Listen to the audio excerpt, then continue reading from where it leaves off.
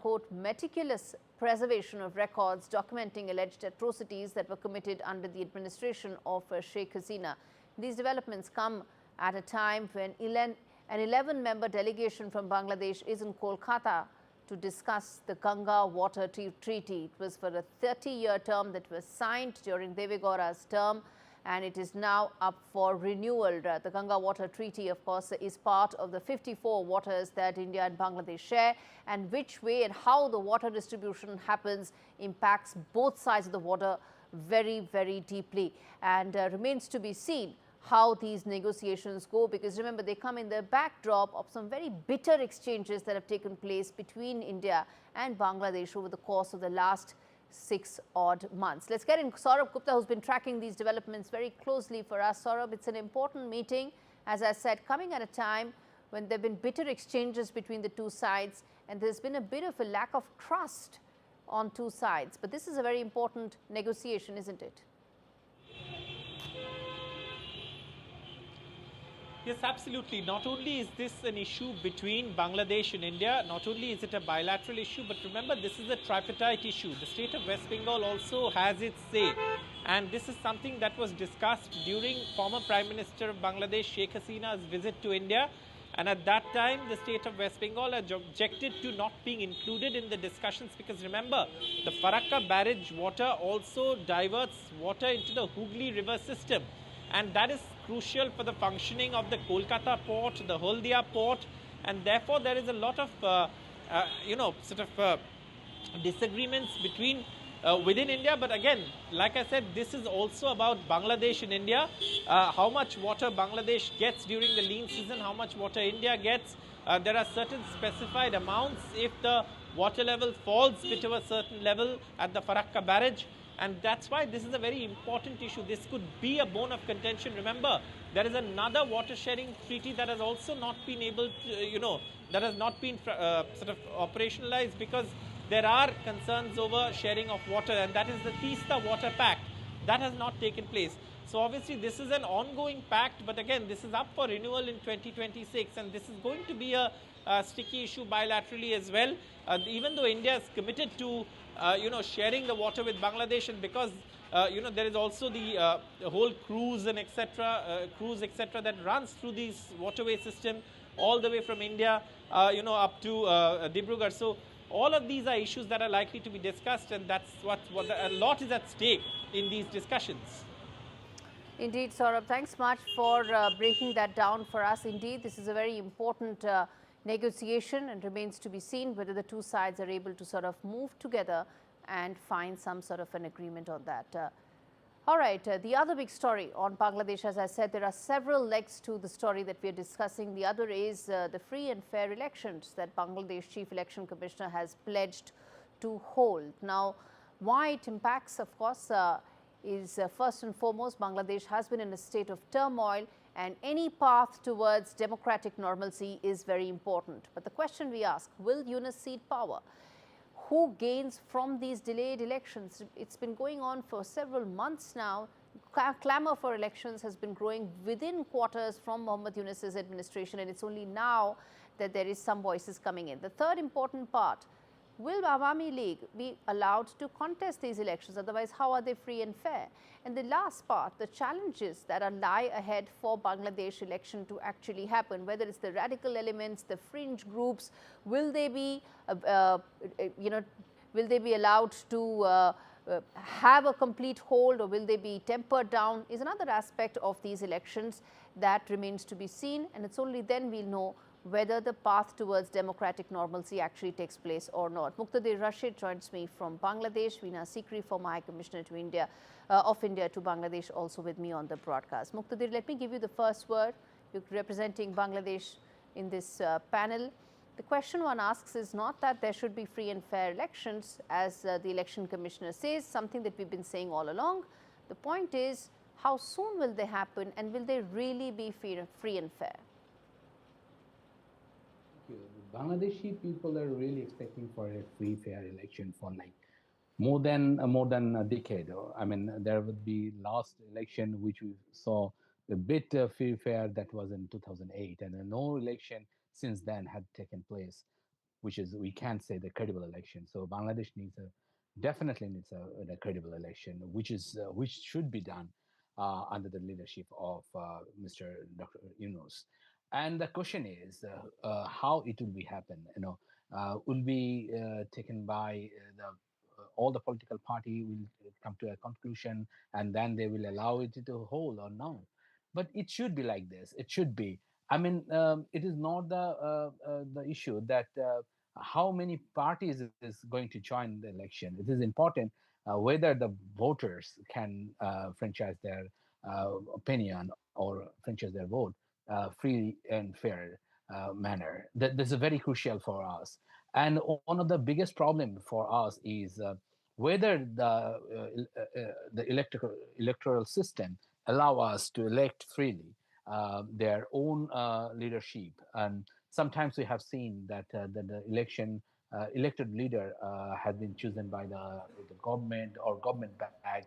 In the past, it happened. So we need to have that the voter can choose their own leader, whoever it is. It could be Nahid Islam, it could be Tariq Rahman, whoever it is. So the choice should be given to the voters. So that is what we believe in a credible election. So that should be a clear, credible election. No matter who is only, I mean, probably many Awami League will contest, an Awami League leader will contest independently, or maybe they have their own kind of candidate. Although many of them already been by this time are arrested, and it's very difficult for them to contest an election, which is going to happen, we believe, in December next.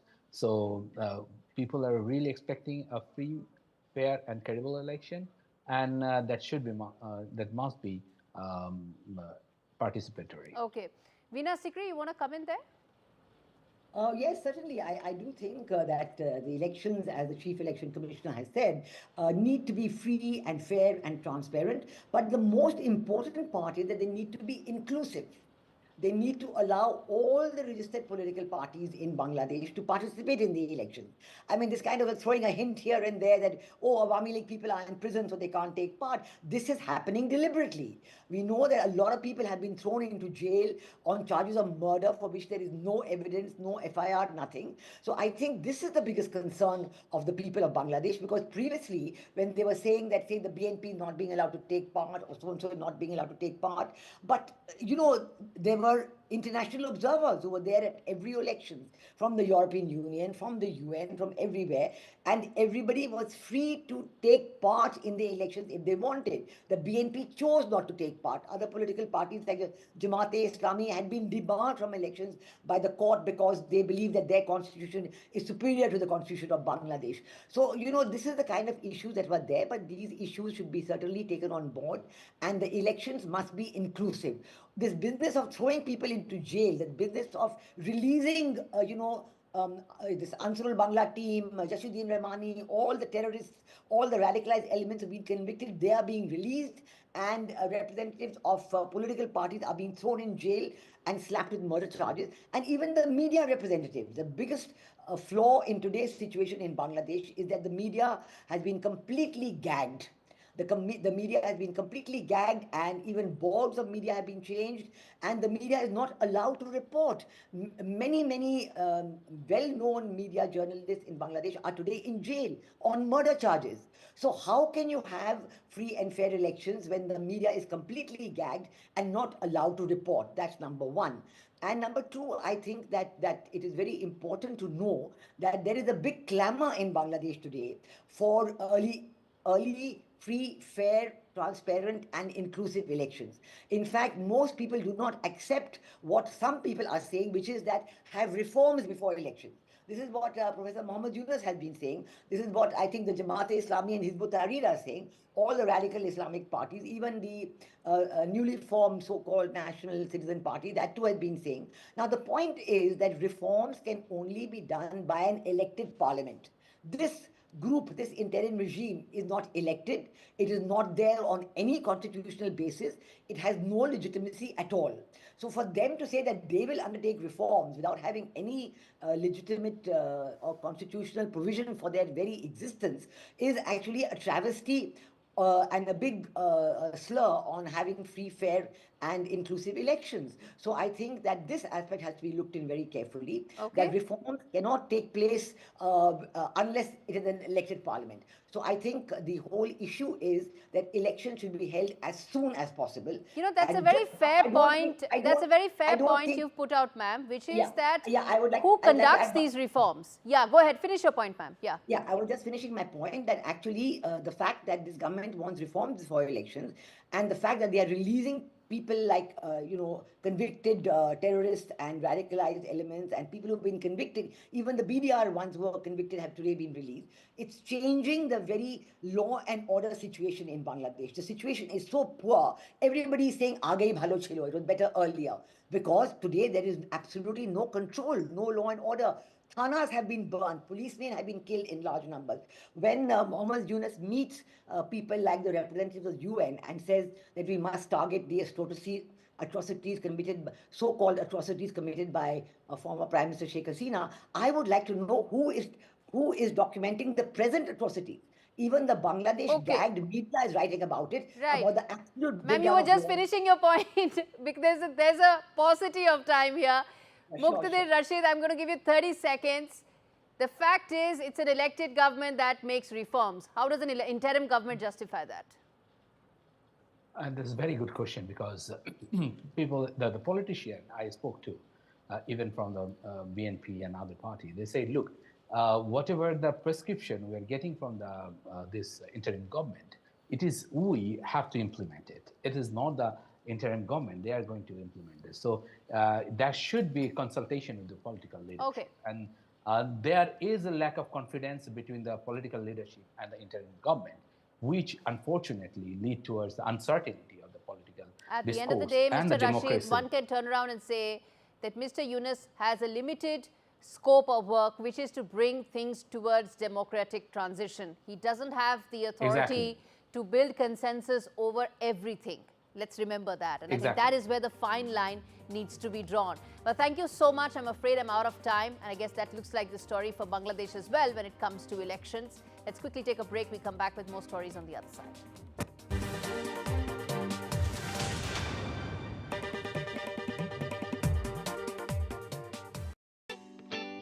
When you're setting up a new nest, starting your own flock, or they just keep on growing. Get the flexibility you need with VeryPay. Pay now, pay later, or pay over 3 months and pay no interest. We'll even send you helpful payment reminders. Shop the online store for fashion, home and more. VeryPay. Ways to pay that work your way. What are you so happy about? I've just made a claim. We could be owed thousands. My claim group? Yeah, the cars we bought on finance, well, the lenders could have charged hidden commissions. It's dead simple to claim. Hey, I had 2 cars before we met. Go to My Claim Group. You could be owed thousands in hidden commissions from cars you bought on finance since 2007, even if you can't remember the details. Done. Simple, eh? Go to My Claim Group now. Claims made simple. I've been thinking, I want to plan my funeral so it feels more like a celebration. My parents always said I was born dancing. I just love it. Bhangra, disco, even line dancing. So when my time comes, I want to have music, dancing, the lot. With over 150 years experience, you can count on Co-op Funeral Care to help you pre-plan the funeral you want. To find out more, visit Co-op Funeral Care or give us a call. With retirement round the corner, I want to spend more time with my family, which reminds me. Welcome to British Seniors, the UK's #1 rated provider of over 50s life insurance. We're proud to offer our seniors lifetime guarantee. With 100% of claims having been paid, we guarantee your premiums will never go up and that you'll speak to one of our specialists in the UK. Plus, when you sign up, you'll receive a £135 gift card. Be proud to protect your loved ones with British Seniors. To get a free quote today, call our UK team or visit britishseniors.co.uk. Find a pet-friendly Italian restaurant with outdoor seating nearby and text it to Luca. Find it real quick. Send it to the click. Place is sick. Get your Samsung Galaxy S25 Ultra with Galaxy AI and save up to £744 when you trade in a Samsung Galaxy S23 Ultra on 3. Life needs a big network. Poor pet. Just shows you never know what's going to happen. That's why I'm looking into smart family life insurance. Just like families, not all life insurance is the same.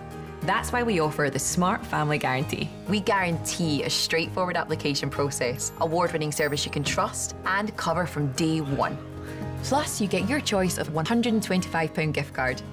To get a free quote today, call our specialist UK team or visit smartinsurance.co.uk.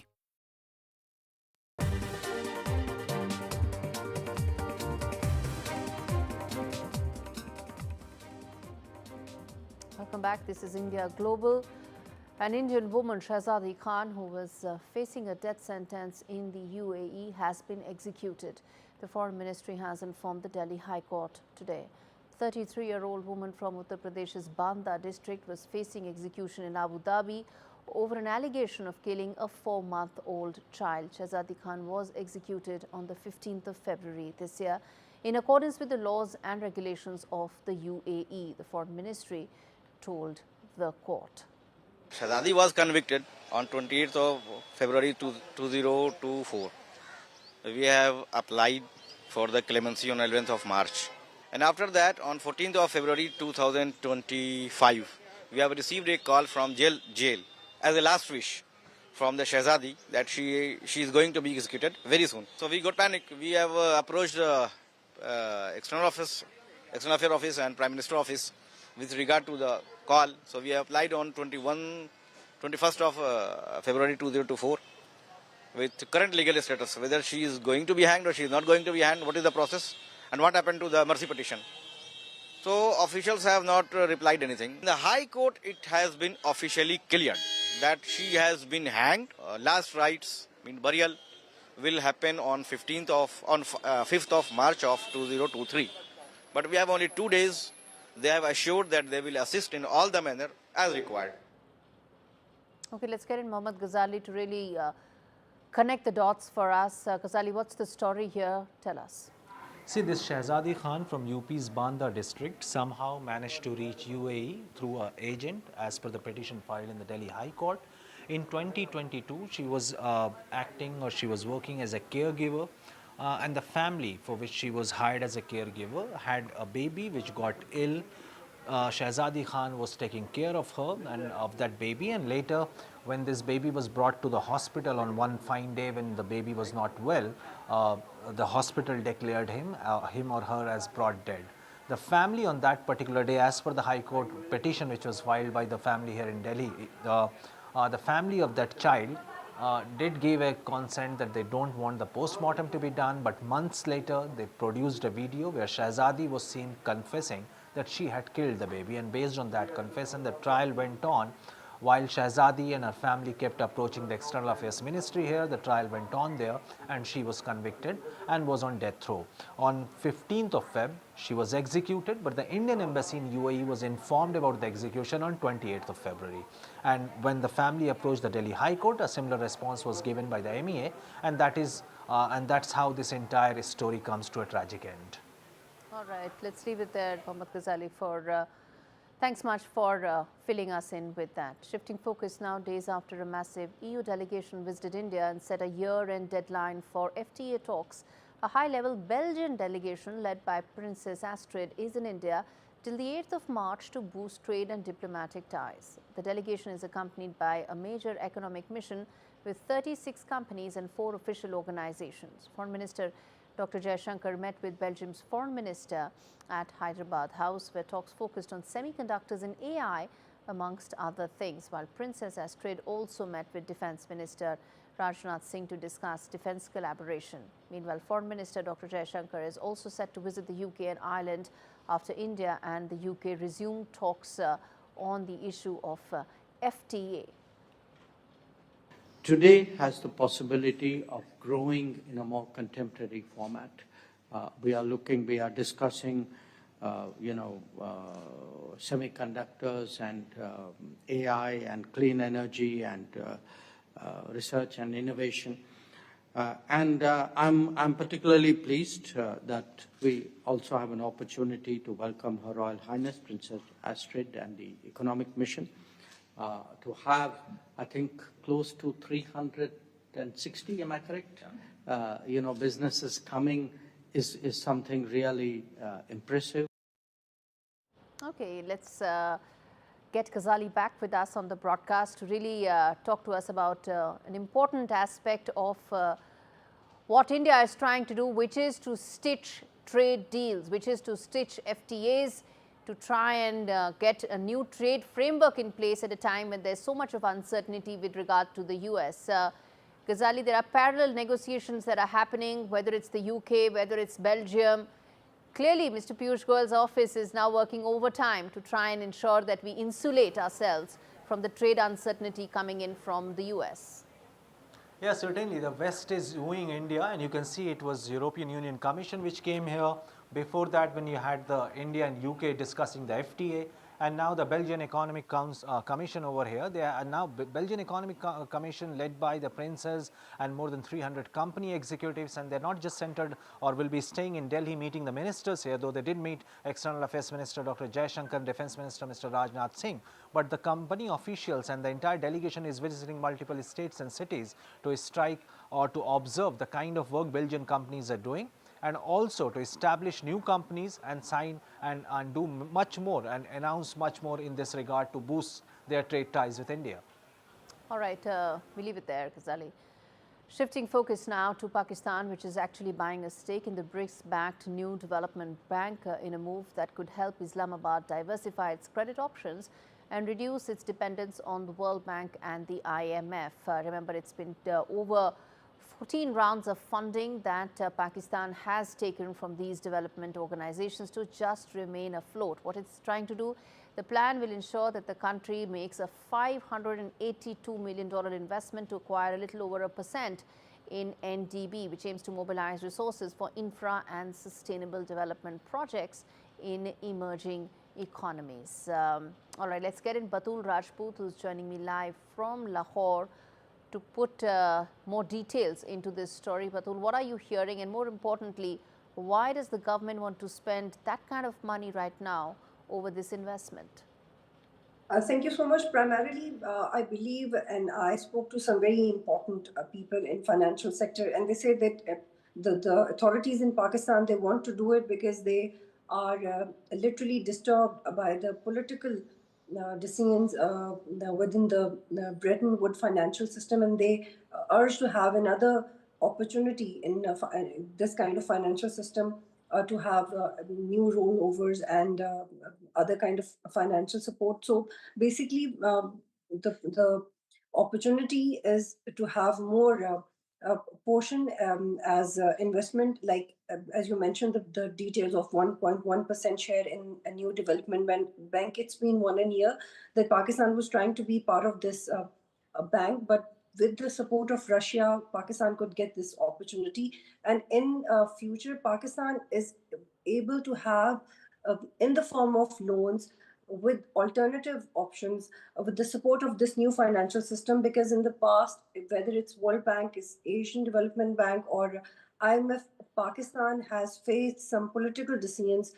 The financial decisions, those were driven by the political side or political inclination of these institutions. That's why I believe that they're comparatively excited and happy not to be part of the system. All right. And as you mentioned, that this is going to be a big share, but yes, this is the share that Pakistan can afford comfortably. All right, leave it there, Batul. Thanks much for that update. On that note, a quick break, more news on the other side.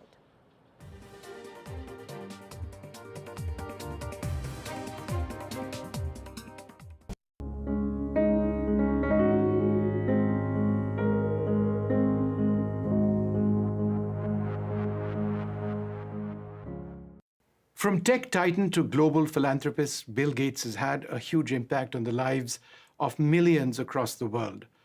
As the co-founder of Microsoft, he's in a sense defined what personal computing has been for all of us. The vision that he had of the personal computer way back in the 70s and its evolution and the transformation of Microsoft has been fundamental in terms of tech, in terms of IT, in terms of the entire sector. And it's time now for Mr. Gates to pen his thoughts down, which is why he's come out with this. This is the first of 3 books. It's called Source Code, My Beginnings, and it's my great privilege to be over here in Palm Springs, in California, to speak about this. Thank you, and I'm delighted to be over here, fly all the way across the world, and I've had a chance to really go through this book.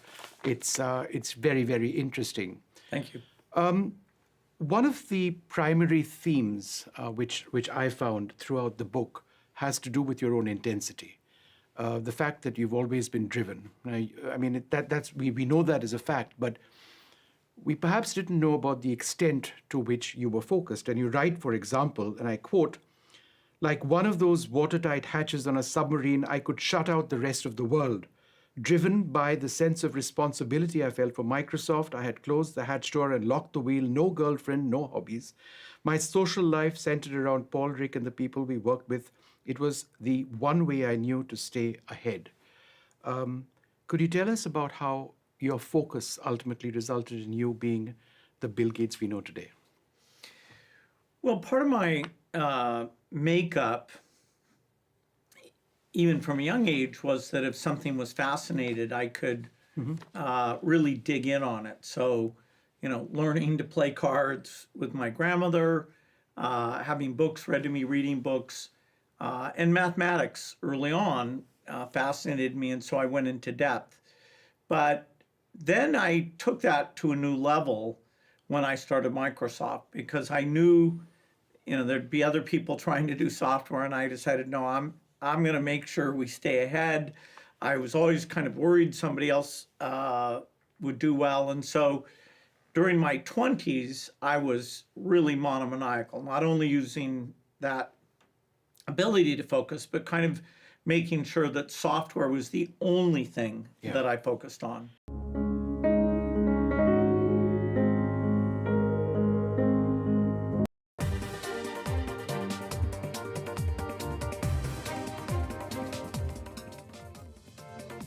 This is India Global. We now turn our attention to the latest in the Ukraine-Russia war.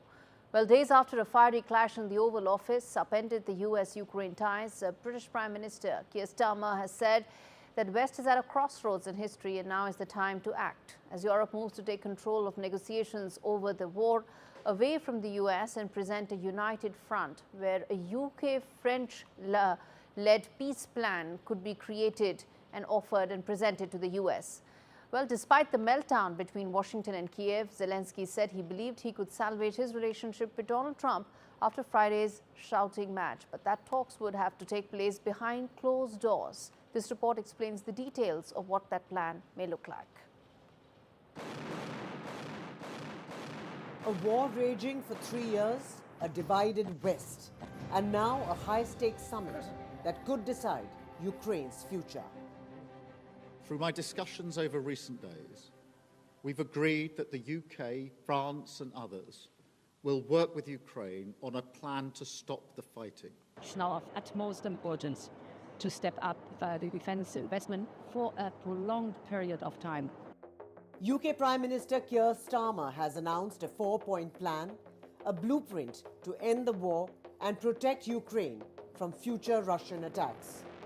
Starmer has announced Coalition of the Willing, a core group of nations led by the UK and France, pledging military aid, economic pressure on Russia, and guarantees for Ukraine's security. The US isn't part of this coalition yet, but Europe wants Washington on board. This summit follows a fierce showdown between Zelensky and Trump at the White House, exposing deep cracks over Ukraine. UK PM Keir Starmer has said that first the UK must keep military aid flowing and increase pressure on Russia. Second, any peace deal must guarantee Ukraine's sovereignty, with Kiev directly at the table. Third, Starmer wants Ukraine's defenses strengthened to prevent future invasions. And fourth, he called for a coalition of the willing, countries that will guarantee the peace deal and defend Ukraine afterwards. The purpose of today's meeting was to unite our partners around this effort, to strengthen Ukraine and to support a just and enduring peace for the good of all of us. The UK is backing its promise with £1.6 billion to buy over 5,000 air defence missiles, on top of a £2.2 billion loan funded by profits from frozen Russian assets.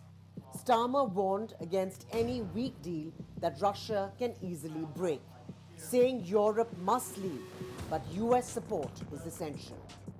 Leaders from France, Germany, Poland, Sweden, Turkey and Canada, alongside the EU chief and NATO head, attended the summit.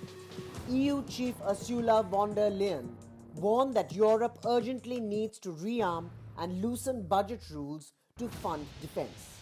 The big question: can Starmer's coalition unite Europe, bring Trump on side and secure peace without handing victory to Moscow? With Rhythm Arcadia, Bureau Report, NDTV World. Okay, so what is really the plan that Europe has when it comes to addressing, ending the entire conflict? Is the questions, in fact, we pose today. One is that will Europe actually deter Russia without US support? Remember, this was a question that Trump asked Starmer last week, that what are you going to do against Russia? And that question is still valid with no adequate answers. The second key question that I pose is that does Europe have defense capabilities to actually meet Kiev's needs? Remember, it asked for $250 billion from Keir Starmer and it got $2.5 billion. All of it was not defense, some of it was also reconstructive aid for reconstruction. The third question that I'm putting tonight is, can Europe actually trust Trump? Which way is this going to go is going to depend on the trust factor between the two allies, and it seems that it's going through a bit of a crisis. Okay, let's get in Nicholas Sturgeon joining me from London, and Sophie Fullerton, who's Professor of Politics at the Fordham University as well. Sophie, let me give you the first word here. We put out those questions, which I think really sets the agenda for why we are having this conversation. The fact is, Europe may show its outrage, it may show its solidarity, but it doesn't have much to show when it comes to numbers on the board as to how it wants to defend Ukraine. So the biggest issue here is if Russia wins this in relation to the invasion of Ukraine, we're going to see Russia at the rest of Europe's door. So this is the big fear that Europe has at this point. So they don't really have a choice at this point than to step up and take charge where the US is choosing to lead from behind.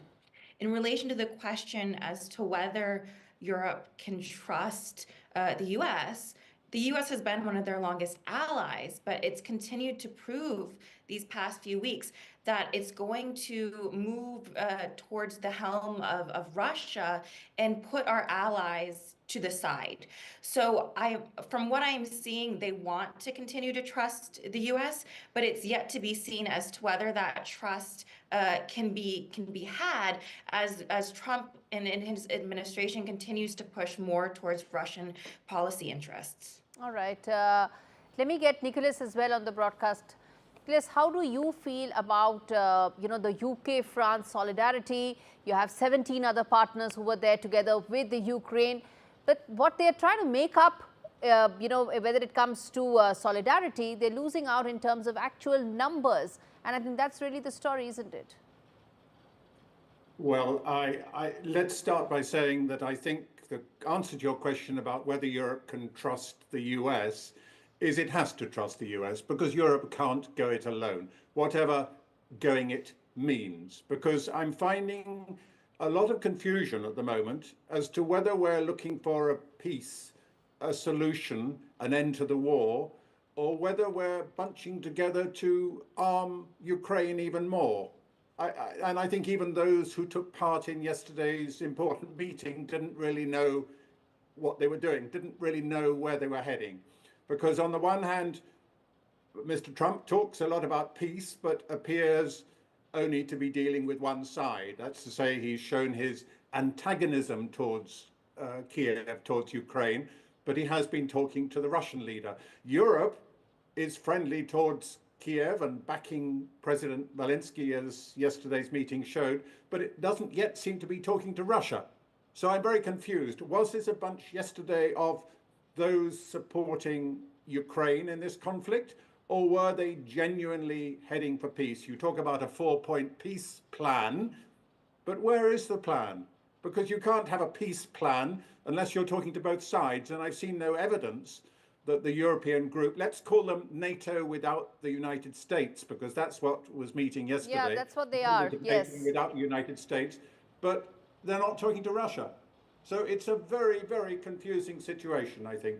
Indeed. Sophie, how do we respond to what Nicholas just said? And it's a very valid point that Europe is trying to make up for the fact that A, there's no US in it, B, that they are not having any lines of communication with Russia. How do you resolve a conflict without speaking to one of the two parties? I agree in the sense that Europe needs the US, especially there's been conversation about boots on the ground. Well, you can't do that without US backing. I'll go back to what I said previously as to whether the US is willing to do that. It's yet to be seen. This administration is very wiggy in relation to how they go about their foreign policy. And we've seen the Trump administration continue to move more towards a pro-Russia policy. The Kremlin and Putin are not going to be okay with any types of boots on the ground, especially if it's being backed by the US. So again, it's to be seen as to whether this can be a coalition that also includes the US. But as I've said previously, whether the US is going to be able to come in and be a leader within this, Europe has no other choice but to move forward with or without the US. What I also want to say, no, which but I Sophie, find really interesting. Sophie, I want to interrupt you here there just to sort of, put one more thing in perspective, which is that the US under Trump administration is very clear that they will not have any boots on ground. And Mr. Starmer clarified that they will have boots on ground only when the US is on board. So what are we really trying to achieve here by not moving forward? So it's this push and pull that we're seeing, right? Starmer has also said that we need to have the US at the table when it comes to these types of negotiations, and that we're willing to and continuing to wanting to work with the US to get a specific type of deal, to see some type of peace. What I was going to say too, which I think is really interesting here, is you're starting to see other countries come to the table that haven't had a seat. As the US continues to pull more from behind, we're starting to see countries like Turkey, for example, that are at this meeting when the US isn't. And what does that mean for foreign policy relations within Europe, and who's going to be the one really leading these types of coalitions? Okay. All right. I'm afraid there's some breaking news that's coming in, and I want to address that. Viewers, that is coming in from Germany right now. It looks like there is a car that has... Looks like there's a car that has in fact rammed into a crowd full of people in Germany, and one person has in fact lost his life. Let's play out those visuals full frame for our viewers to see what's happening. That's the update that I have right now, which is that a black car drove into crowds and there's armed presence right now on scene. Remains to be seen if anybody has taken up responsibility for this. So far, it hasn't been the case. If at all, any group, any individual, any lone wolf attack or any of that sort has happened where people or organization or individual has taken responsibility for this attack so far. I believe we're still awaiting more details. On your screens right now are some of those live visuals coming in of it looks like a busy, bustling street in the afternoon in Germany, where a black car rammed into a crowd full of people, a crowded market, crowded area, and one person has been confirmed dead so far. On your screens are some of those are deferred visuals also, viewers. Let's point that out, and I see a lot of policemen and security guards on screen. As I said, motive is unclear. Who has taken responsibility is also unclear so far. and also if the situation is under control or not. We are going to await more clarity, more details on the same.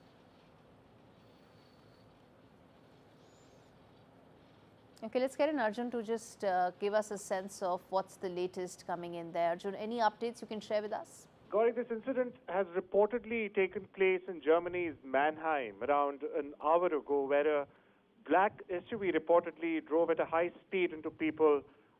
What we are gathering right now, as per reports from the ground, is several people, pedestrians, in fact, were knocked down.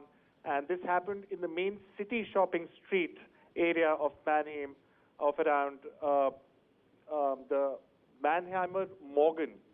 This happened at the city center near the Mannheimer Morgen. Now, the vehicle was reportedly traveling from the centrally located Paradeplatz Square towards the city's landmark water tower, the Mannheim 24 water tower. Local media is reporting this, and they've also added that several people, let me underline it here, several people have reportedly been severely injured.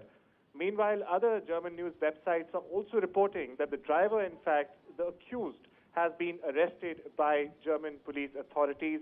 We'll keep you getting the latest on this story, Gaurie. Any reason that has been any organization has accepted responsibility? Has the police confirmed it as a terror attack? Not as of now. They have not confirmed this as an alleged terror attack or a terror attack as of now, but it's crucial to remember that a similar incident took place right before the Munich Security Conference. Instead, one day before the Munich Security Conference, less than 2 kilometers away from the venue. So we'll just have to wait and watch what the authorities come up with, Gaurie. Okay, let's leave it there. That was Arjun just giving us an update on what may or may not be a terror attack. It could be, as I said, a lone wolf acting alone, or it could be an organization. Motive remains unclear, organization is unknown, and we are awaiting more details of the security situation. Okay, on that note, a quick break. More news on the other side. Stay with us.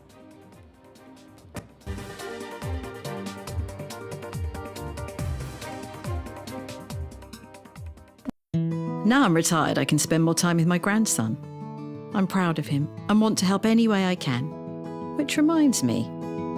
Welcome to British Seniors, the UK's #1 rated provider of over 50s life insurance. Hi, I'd like a quick quote. No problem. We're proud to offer our seniors lifetime guarantee. With 100% of claims having been paid, we guarantee your premiums will never go up and that you'll speak to one of our specialists in the UK. Well, that's good to know. UK residents aged 50 to 80 are guaranteed to be accepted. Depending on your age, your loved ones can get a cash payout up to £10,000. And that money can help with my funeral costs or even be used as a gift. I'll do it.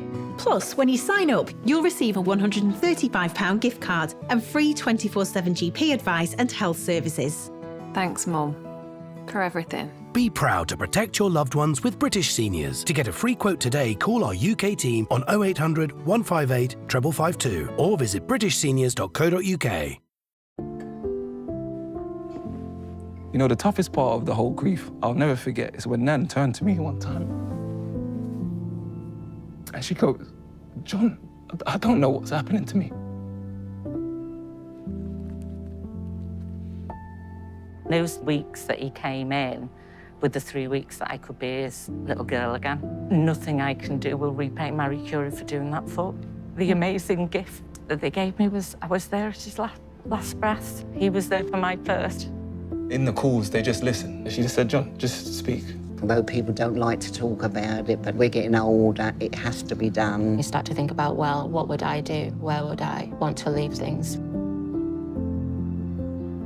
I will give everything back that I can to the hospice that gave me so much, not only in my name, but in Dad's name. Who do I give my assets to? Didn't realise you had a choice. Give better end-of-life care to all. Get your free will guide today. I'll fix him, love. Poor pet. Just shows you never know what's going to happen. Which reminds me, I need to protect the life we've built. That's why I'm looking into smart family life insurance. Hi, I'd like a quick quote, please. Okay. You can choose a benefit amount up to £750,000, depending on your age. If you're a UK resident aged 18 to 64, you can apply with just a few health and lifestyle questions. For £250,000 of cover, the price starts at just £14.77 a month. That's less than I thought. And it could help my husband with the mortgage. Just like families, not all life insurance is the same. That's why we offer the Smart Family Guarantee. That's good to know. You'll also receive a 100% advance in the event of terminal illness and 10% cash back on your first year's premiums. That's the Smart Cashback. Plus, you'll also get your choice of a £125 gift card. Protect the life you've built the smart way. To get a free quote today, call our specialist UK team on 0800 977 5753 or visit smartinsurance.co.uk. AI scientists, and some would even call him a rock star in the AI space. We definitely need AI for is to unlock some of the mysteries of nature. As someone who is an AI scientist, what is your goal? Our civilization is facing a number of sort of challenges, and I think this is where AI comes into the picture. Will this replace most jobs? The new generation of AI models is that they have cognitive ability.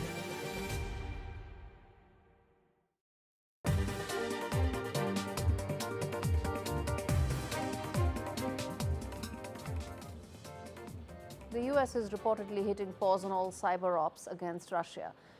Multiple reports say that Defense Secretary Pete Hegseth has ordered a halt to offensive actions as part of a broader review of US strategy towards Moscow. It's unclear how long the pause will last or how far it extends. The move comes as President Trump pushes for negotiations to end the war in Ukraine and just days after he berated his Ukrainian counterpart Zelensky in a stormy White House meeting. Western nations have accused the Kremlin of orchestrating a string of incidents aimed at weakening support for Ukraine. Trump, meanwhile, has cast himself as a mediator between Putin and Zelensky, sidelining Kiev and Europe while pursuing rapprochement with Putin. More on Trump. His tariffs on Canada and Mexico will go into effect on Tuesday. That's the 4th of March as originally planned. But he would determine whether to stick with the original 25% level or bring it down. That's what the update has come from the Commerce Secretary. The 30-day pause on duties for Canada and Mexico, which President Trump tied to illegal border crossings and the flow of fentanyl into the U.S., is set to expire on the 4th of March. Comments by Latinx were the first indication from the Trump administration that it may not impose the full threatened 25% tariffs on all goods from Mexico and non-energy imports from Canada. He said the two countries have done a reasonable job securing their borders with the U.S., though the deadly drug fentanyl continues to flow freely into the country. All right, let's get an update from Sophie on this. Sophie, it's interesting that a month has passed and it now seems, or at least that's the update coming in, that the full onslaught of the tariff threat may not be unleashed in one go. Yeah, so with Trump relating to any of his foreign policy, it's really yet to be seen at the last minute what he's going to do. So what he says today can change tomorrow. What I will say, this tariff situation, particularly with our close allies and neighbors, are not popular with the American people, particularly when it comes to what Trump campaigned on in relation to lowering prices. If you remember, even the mottos and logos that we saw throughout his campaign, he was all about quote unquote lowering egg prices, which got out of control. So this idea and concern that possibly these tariffs could lead to higher prices within the US, as a lot of Americans are struggling, will not be popular. So it's yet to be seen as to whether these tariffs will completely go into effect. Like you said, the 25%, I would assume and suggest, or I would assume that it would be less than what is being propositioned right now. Okay, so very quickly, does this uncertainty mean that there could be more back and forth, or do you think it could be a graded approach by Trump administration? It's yet to be seen. I would say that these tariff negotiations have truly hurt the allyship that was Canada-US and Mexico and US. So it's going to continue to hurt, I wouldn't say sever the relations when it comes to US and its neighbors. Canada has, for example, been trying to do anything to alleviate these impending tariffs. So, for example, even though only 1% of fentanyl is going across the border from Canada, Canada has beefed up its security and drug measuring to make sure that any type of fentanyl that may get into the US is stopped. So they are really trying to work within Canada and with the US officials to make sure that what Trump wants to make sure these tariffs don't come through, he gets essentially. Okay, let's leave it there, Sophie. In fact, moving on to China, where the top political meeting of the year kicks off with President Xi, in fact, holding talks and looking to reinforce confidence in the economy. She is likely to unveil a stimulus plan this week as Beijing faces growing pressure from the new US tariffs imposed by President Trump. Optimism had been building ahead of the National People's Congress, fueled by AI breakthroughs and Xi's recent outreach to private sector leaders like Alibaba's Jack Ma. But that really is now facing a reality check, with Trump's latest 10% tariff taking effect just a day before the premier lays out China's economic roadmap. Thousands of delegates, including top officials from across China, will gather in Beijing on Wednesday. They are expected to set a 5% growth target and approve the country's biggest budget deficit in 3 decades, injecting trillions into the economy that's struggling with deflation, a housing slump and trade tensions. With the US-China economic standoff escalating, Beijing is now shifting focus inward, vowing to boost domestic demand over exports. Turning our attention to Canada, where the race to replace Justin Trudeau is heating up, with candidates now battling for the top spot in Canada's ruling Liberal Party and the country's next Prime Minister. Liberal Party, in fact, is now, its members will choose their new leader on the 9th of March, just months before a crucial election. Frontrunner Mark Carney, a former central banker, is widely expected to win, or at least that's what it looks like. Positioning himself as a centrist, Carney is working to set himself apart from Trudeau while energizing the party. A new mainstream research poll shows Carney leading former Deputy Prime Minister Chrystia Freeland by a comfortable 43% to 31%. If those numbers do hold, he should soon, or he could be, the next Prime Minister of Canada.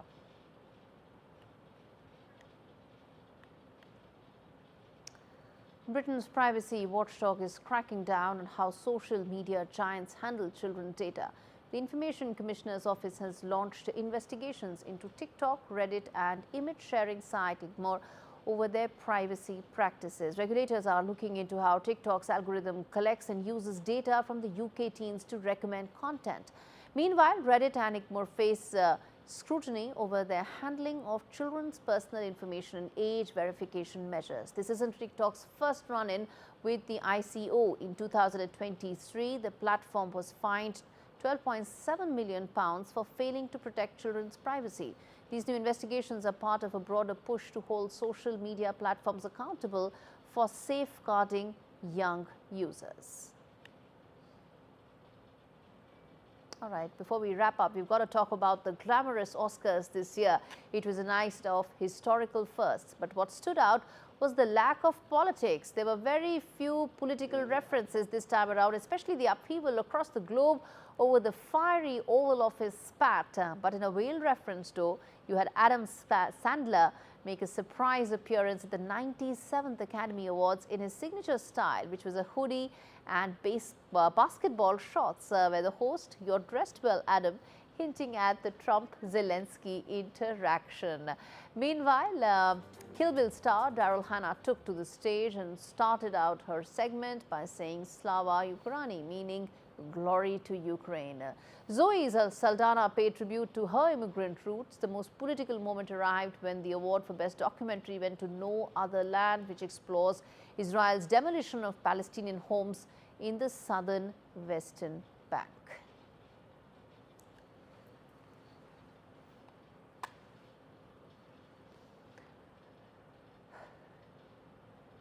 But that is a wrap. Thanks so much for watching this edition of India Global.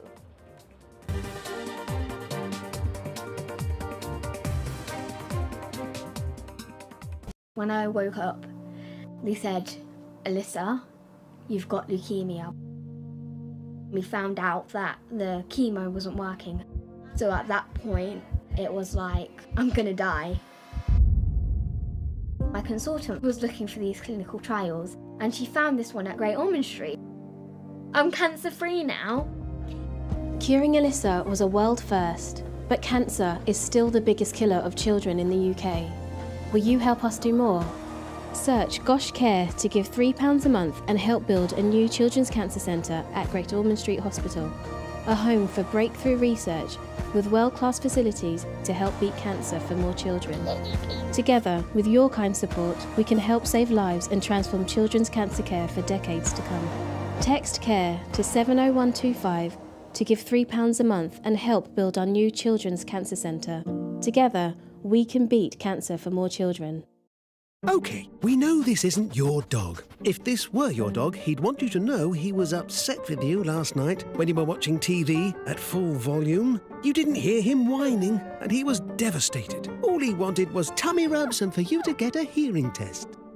Book a free hearing test today at bootshearingcare.com. And now get up to £399 off the latest technology. Boots, with you for life. With retirement round the corner, I want to spend more time with my family, which reminds me. Welcome to British Seniors, the UK's #1 rated provider of over 50s life insurance. We're proud to offer our seniors lifetime guarantee. With 100% of claims having been paid, we guarantee your premiums will never go up and that you'll speak to one of our specialists in the UK. Plus, when you sign up, you'll receive a £135 gift card. Be proud to protect your loved ones with British Seniors. To get a free quote today, call our UK team or visit britishseniors.co.uk. When you're setting up a new nest, starting your own flock, or they just keep on growing. Get the flexibility you need with VeryPay. Pay now, pay later, or pay over 3 months and pay no interest. We'll even send you helpful payment reminders. Shop the online store for fashion, home and more. VeryPay. Ways to pay that work your way. Poor pet. Just shows you never know what's going to happen. That's why I'm looking into smart family life insurance. Just like families, not all life insurance is the same. That's why we offer the Smart Family Guarantee. We guarantee a straightforward application process, award-winning service you can trust, and cover from day one. Plus, you get your choice of £125 gift card.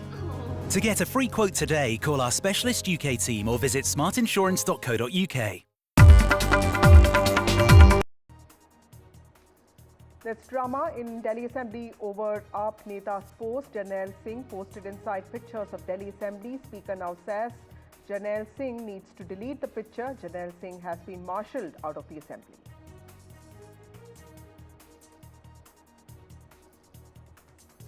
Supreme Court speaks up on regulating online content. Supreme Court has asked Centre to consider draft regulations. Supreme Court has also said there's a need to balance morality with freedom.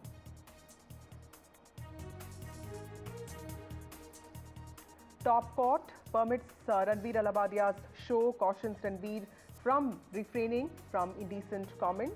Supreme Court has also said that he needs to give an undertaking to maintain decency. Congress spokesperson fat shames Rohit Sharma. Congress, however, has distanced itself from Shama Mohammad's remark. TMC MP, meanwhile, has backed the Congress leader. BCCI has spoken to NDTV, saying trivial comments often demoralize the team.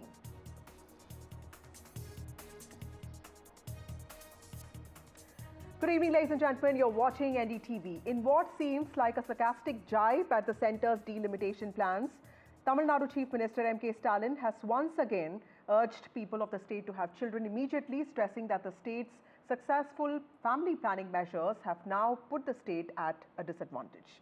He warned that population-based delimitation could impact Tamil Nadu's political representation.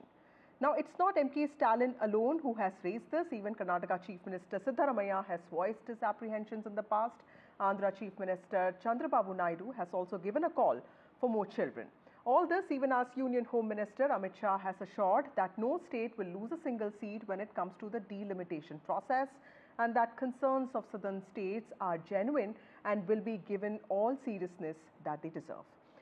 Now, why are southern states worried, and where does India stand when it comes to its population challenges?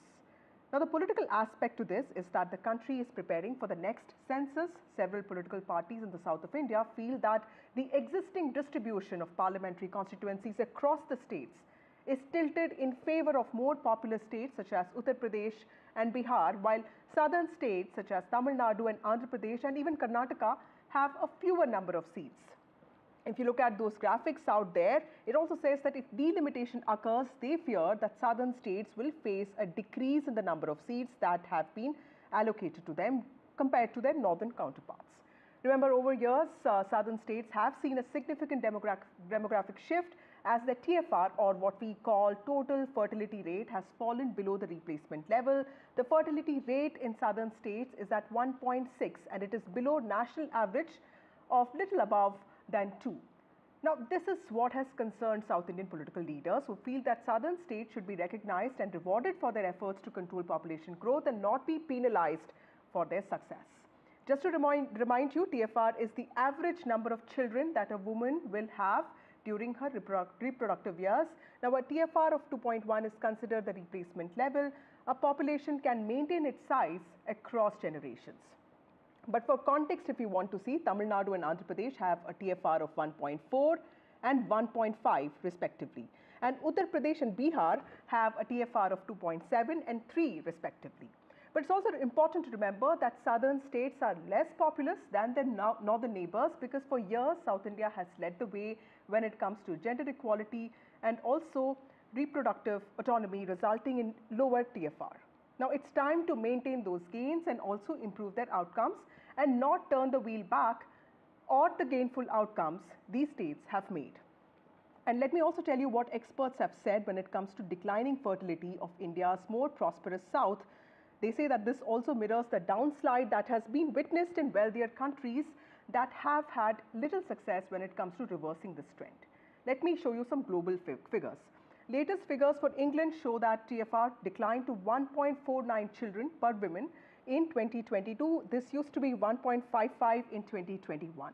In fact, the rate has been falling since 2010. Developed countries such as Scotland and Northern Ireland also show similar trends.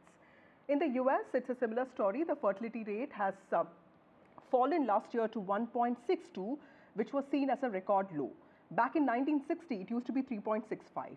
In fact, data shows that 2/3 of the world's countries now have childbirth rates which are below replacement rate, which also includes Japan, China, South Korea, all of them facing this challenge. Now, let's talk about India. Although the census, which was last conducted in 2011, has been delayed in India, TFR of this country is a little over 2 at present, a little lower than the replacement level of TFR, which is 2.1, indicating that in the next few years, population would be declining at this rate. But at the national level, these are not alarming numbers, considering that India's current population is much higher than the kind of land mass that it has or resources would allow. Now, a significant section of India's working age population is not even a part of the actual labor force. And population density is yet another parameter. In fact, India is at the 20th slot globally. And relatively large countries, there are only few which are denser with people. Now, the countries with higher population density than India, but more developed, like South Korea, Singapore, cannot even be compared to India because they anyway have TFRs that are lower than India's. So it might be too early for India to fret over falling TFR, but in fact, more important to optimize on the gains that many states in India have made, build on their health and education parameters, prepare for the future, because what data shows is that the demographic dividend of India is seen to peak by around 2040, after which it may start withering. And while not just southern states, many other states in India have also reached a below replacement level fertility. Asking people to have more babies now is actually turning the clock back. More babies and more pressure on households, especially women, is not the solution for a political problem, is what we think. That brings us to the question we want to raise today. Are the southern states suggesting turning the clock back on our reproductive gains? Is this regressive thinking or just political posturing? If all women or most women in India are now getting an education and many of them are gainfully employed and there are fewer children, there's also a cost to it that women have paid, challenging existing structures. should that be reversed for political gains? And who is going to bear the brunt of all these efforts to increase population? How will it impact the mental and physical well-being of families, especially women? That's what we will try and discuss tonight. But first, let's take a look at the reactions that came into the story. உங்களுக்கு பிறக்கக்கூடிய குழந்தைகள் முன்பெல்லாம் குழந்தைகளை நீங்கள் பெற்றுக்கொள்ள வேண்டாம், அவசரப்பட வேண்டாம், கொஞ்சம் பொறுமையாக இருங்கள் என்று சொல்லிக் கொண்டிருந்தோம். இப்போ சொல்ல வேண்டிய அவசியம் வரல, சொல்லக்கூடாது இப்போ.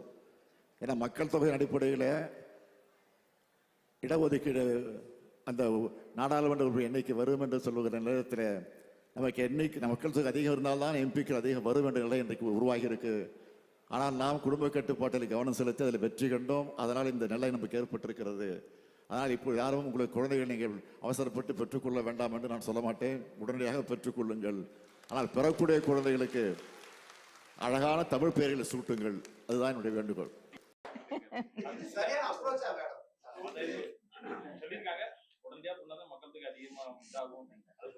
இல்லைங்க, இது தமிழக முதல்வர் மட்டும் சொல்லக்கூடிய கருத்து இல்லை.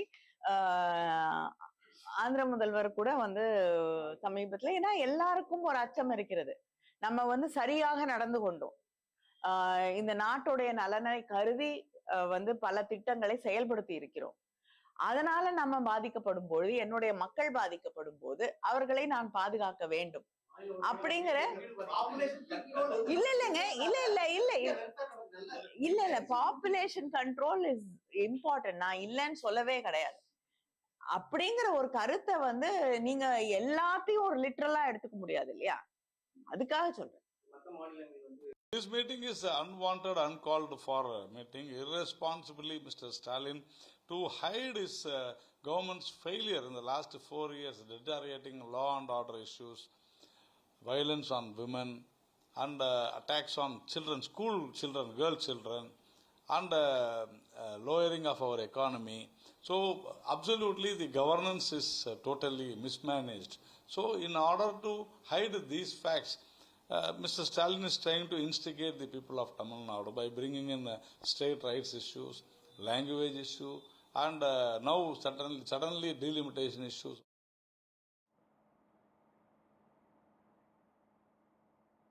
We have Poonam Mutrija from the Population Foundation of India. We also have R.K. Radhakrishnan, and we also have the DMK and the BJP spokespersons here. To you, Poonam Mutrija first. Dr. Mutrija, how do you see the problem of not just TFR but also the larger political debate around southern states saying that they're losing out because of family planning policies implemented years ago? How do you see this debate? Can there be social solutions to political problems? Yes, there can be social solutions, but if we are only going to do political rhetoric around political solutions instead of political solutions, and we ask women to have more children, that is not a solution. First of all, as you also said, fertility rates cannot be reversed. Women are not a switch you can put on and off. We were telling them to have fewer children. Now we are asking them to have more children. It does not work. And there are many, many solutions that can be looked at from the world, as well as the possibility of postponing the delimitation, which happened earlier in 2001 in India. That is a possibility that exists. Women's agency and decision-making power over their reproductive roles has to be at the center of any debate or discussion. Instead of asking women to have more children, the discussion around delimitation is an important one, because there is going to be inequality going forward, and the gains that southern part of India, which we are very proud of in the country, that they have invested in women, they have invested in education, good health infrastructure, better governance, and they cannot undo those gains that they have made. They should be proud of it. Instead, access to affordable family planning services, education, economic empowerment of women should continue. But there are other options, like, as I said, extending the fees, weighted criteria instead of relying solely on population figures. Delimitation can incorporate weighted criteria like literacy rates, healthcare, such as economic growth, because economic growth in southern parts has been better, but definitely not penalizing the woman. A more thoughtful, balanced, and equitable approach to delimitation is needed, and that is what the debate should focus on, to prevent outcomes that the southern states fear of smaller constituencies, less finances. We cannot be unfair to the south. I totally am there. But at the same time, we can't be unfair to the women of South whose demographic transition suggests that regions are at a different stage. And extending this freeze will solve a lot of problems instead of taking away women's reproductive autonomy and decision making. Finally, you know, women are making wise decisions for their families, or families are making wise decisions to educate their children. They know that the better off people have 2 children only. And finally, when there is child marriage in India and 1/4 of the girls marry below age 18, you can't have young women and ruin their life opportunities by saying marry early and have children early. The Tamil Nadu Chief Minister and others haven't said marry early, thank God, but that's the next they'll come to.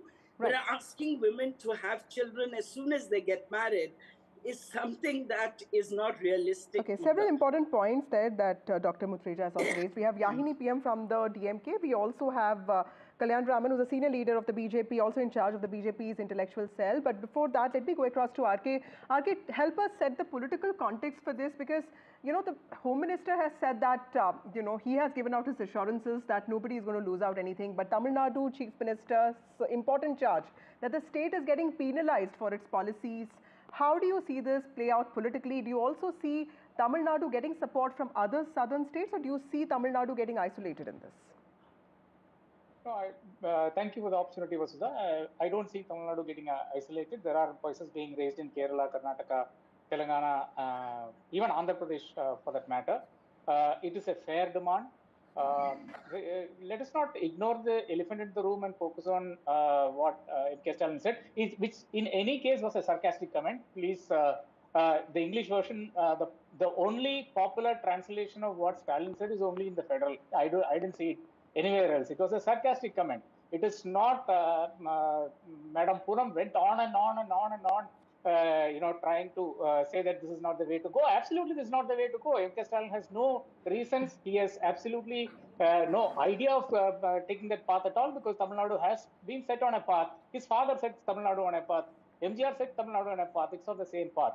Delimitation, yes, is the elephant in the room, and we cannot suddenly say that why is there no space in the room and not address the elephant in the room. That is the issue here, and I think we are losing sight of that. And I have seen comments in both Kerala and Karnataka, Telangana come out very strongly in support of what Tamil Nadu has been saying in both the issues, both the 3-language formula as well as